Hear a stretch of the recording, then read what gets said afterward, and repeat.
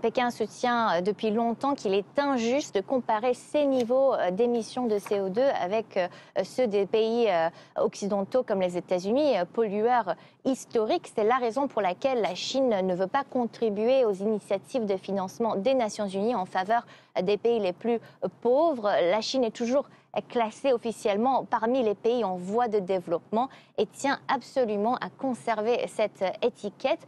Le fait est que la Chine représente aujourd'hui un tiers des émissions de CO2.